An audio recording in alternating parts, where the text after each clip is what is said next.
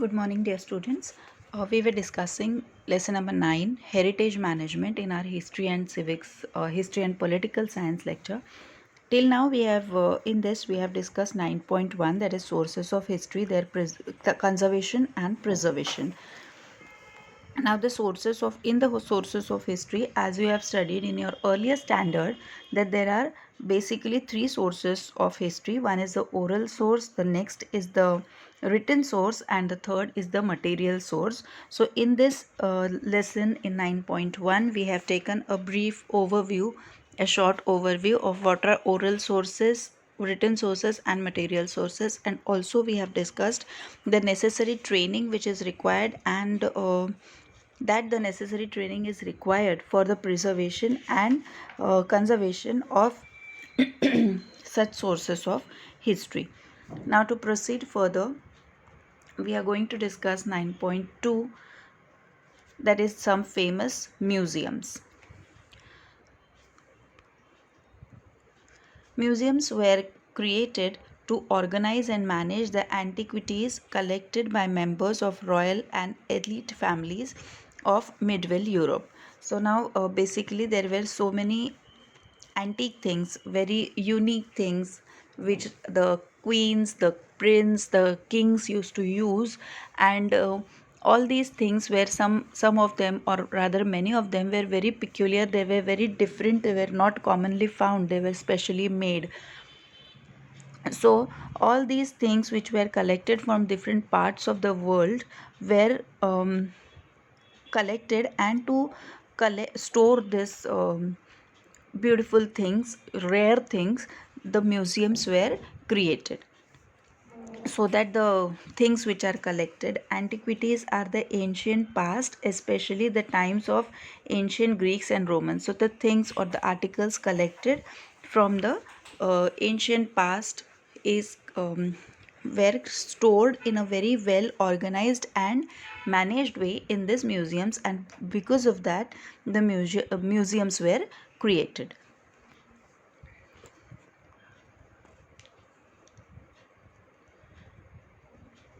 So we are going to discuss the different museums here now. The first one is the Louvre Museum, France. The Louvre Museum in Paris was established in the 18th century CE.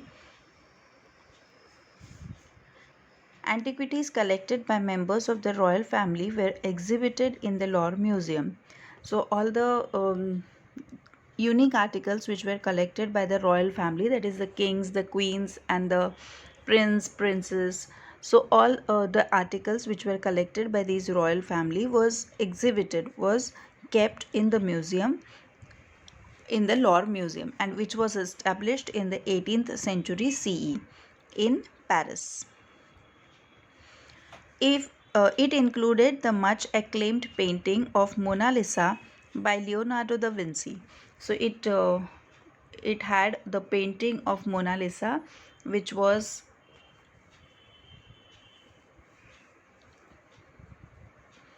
by Leonardo da Vinci, and it is a world famous painting which you all must be aware, and this painting is also kept in the Louvre Museum, the original one.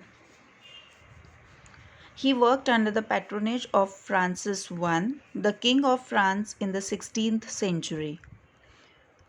So he worked for Francis I, Leonardo da Vinci. He used to work for the under the guidance of under the guidance of Francis I, who was the King of France in the 16th century.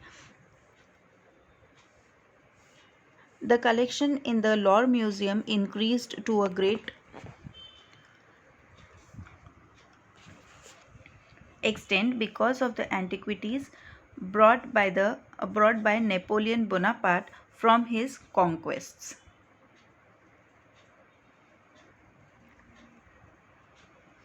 So Napoleon Bonaparte, he used to go to many different countries, different places, to conquer the places, and when he used to come back, he has got with him so many of different collection of so many things, and all those collection he later on handed over to the Louvre Museum in Paris, and that is how there was a huge increase in the antiquities or the artifacts brought by Napoleon, and therefore the Louvre Museum's collection increased drastically. Presently, the museum contains more than 3,80,000 artifacts. So now, at present, in this Louvre Museum, there are more than 3,80,000 artifacts.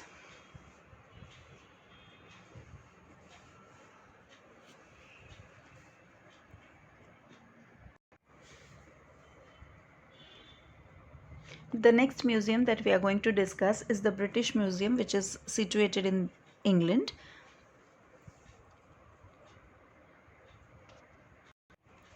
The British Museum in London was established in the 18th century CE. So just like the Louvre Museum, even this museum was established in 18th century CE. Sir Hans Sloane, a natural scientist, handed over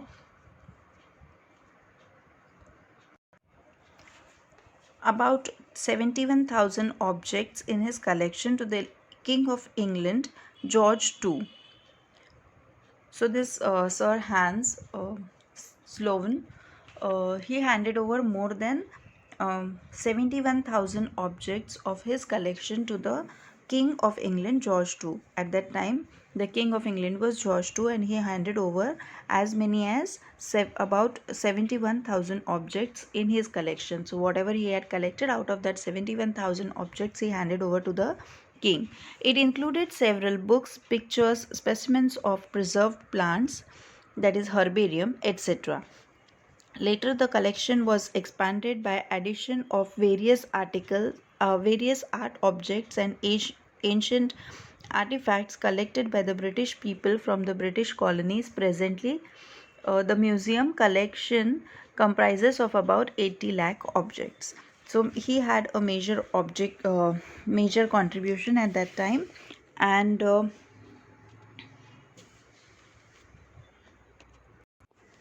objects donated by Sir Hans Sloane were like it included books, it included pictures, it included specimens of preserved plants, that is called as herbarium. So preserved plants, the way we can see the preserved animals or insects in the biology lab or in the museums also, similarly he had preserved the plants.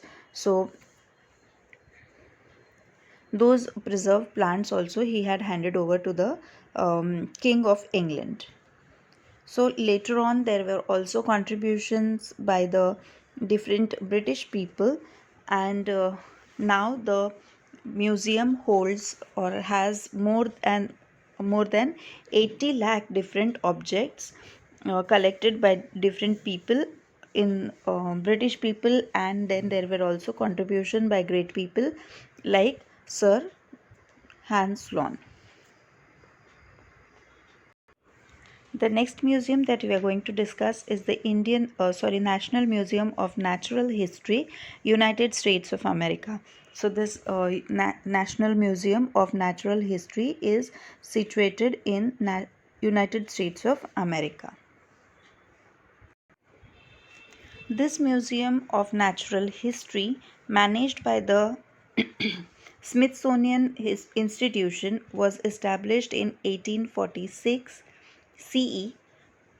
It houses more than 12 crores, that is 120 millions of specimens of fossils and remains of plants and animals, minerals, rocks, human fossils, and artifacts.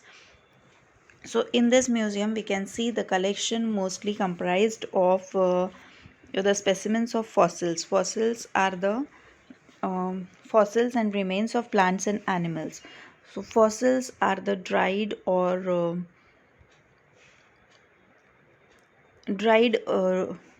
branches, leaves, or trunks of the plants, and remains of the animals as well.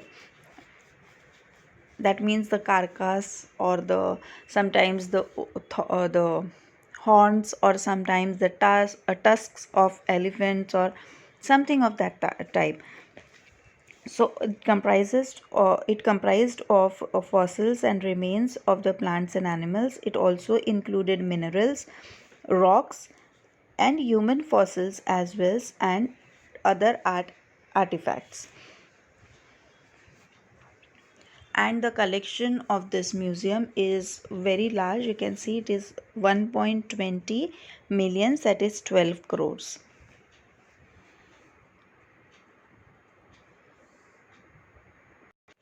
So these were the different museums we have seen. The Louvre Museum in France, British Museum in England, and also the National Museum of Natural History situated in the United States of America. Moving further, we are going to discuss about the museums in India. The first museum in India, Indian Museum, was established by the Asiatic Society of Bengal in Kolkata in 1814 CE.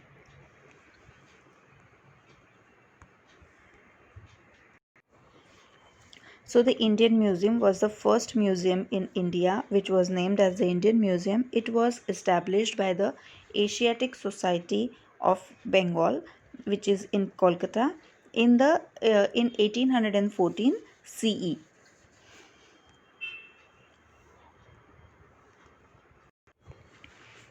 The second museum in India was the Government Museum, was established in Chennai in 1851 CE.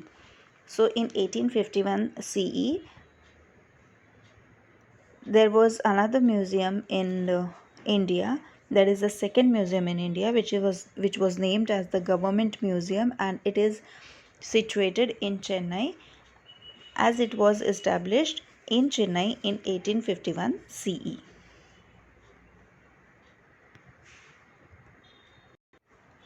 These are few of the pics of the government university. The interiors of it, you can see there are so many sculptures, and there are so many sculptures and carvings.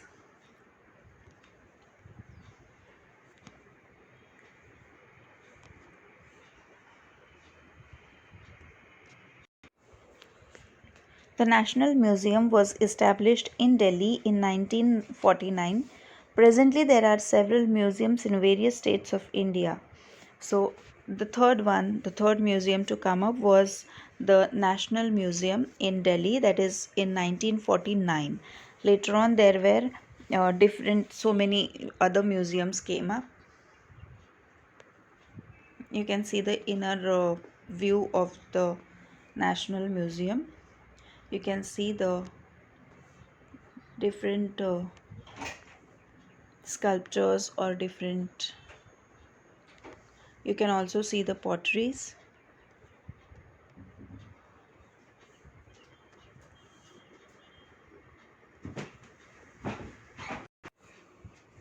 Usually the big museums have their own archives and libraries.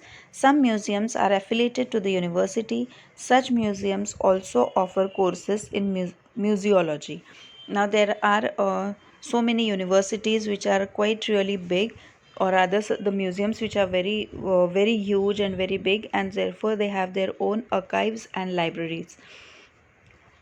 Some of the museums are also affiliated to the universities, and such museums also offer courses in museology. So when they offer the courses in museology, they also give an opportunity for the students to go through the museum and have a practical knowledge about it, like how the things are kept in the museum, how they are preserved, how they are taken care of, and how they are conserved.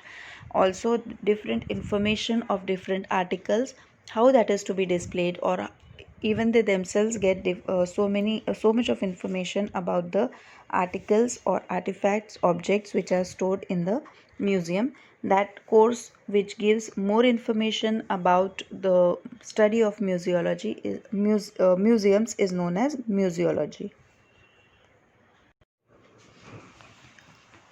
Following are some of the well-known institutes and universities which offer degree and diploma courses in museology.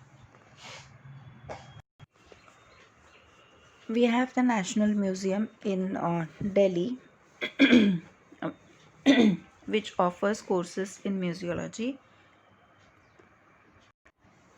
Then we have Maharaj Sayajirao University, which is located in Vadodara.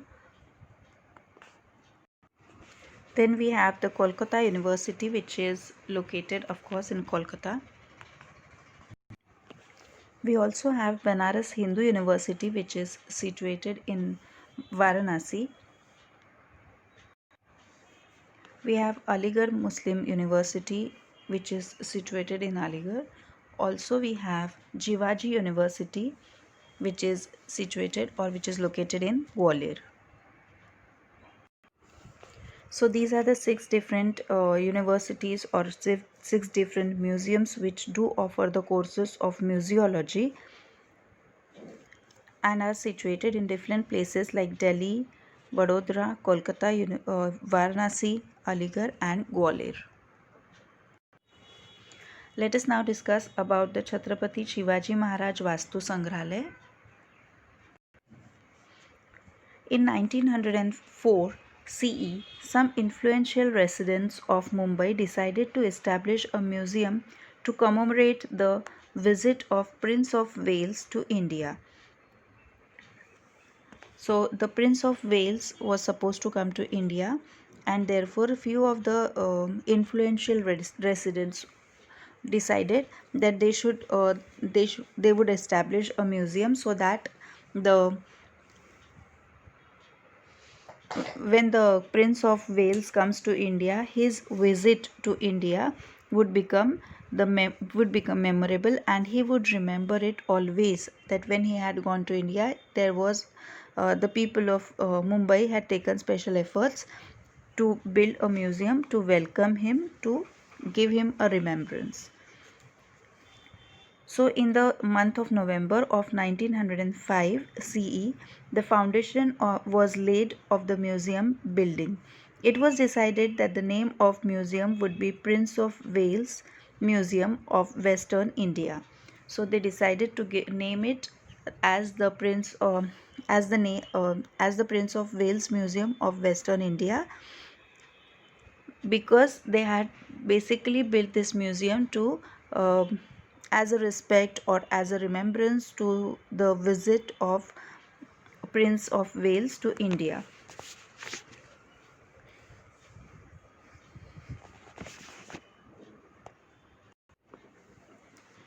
It was renamed as Chhatrapati Shivaji Maharaj Vastu Sangrahalaya in 1998 CE. Later on in 1998, it was renamed as Chhatrapati Shivaji Maharaj Vastu Sangrahalaya.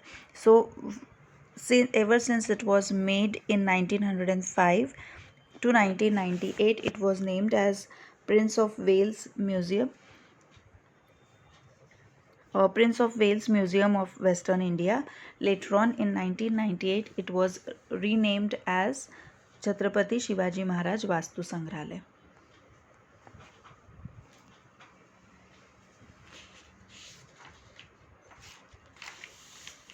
The building of the museum is built in Indo-Gothic style. Children, Indo-Gothic means Indo-Gothic is also known as Indo-Saracenic style, which was a revival of architectural style mostly used by the British architects in India in the later 19th century, especially in public and government buildings in the British Raj and also in palaces. So these British people, when they used to rule India, so they had a peculiar style of building or architecture, and this style used by the Britishers is known as the Indo-Gothic style.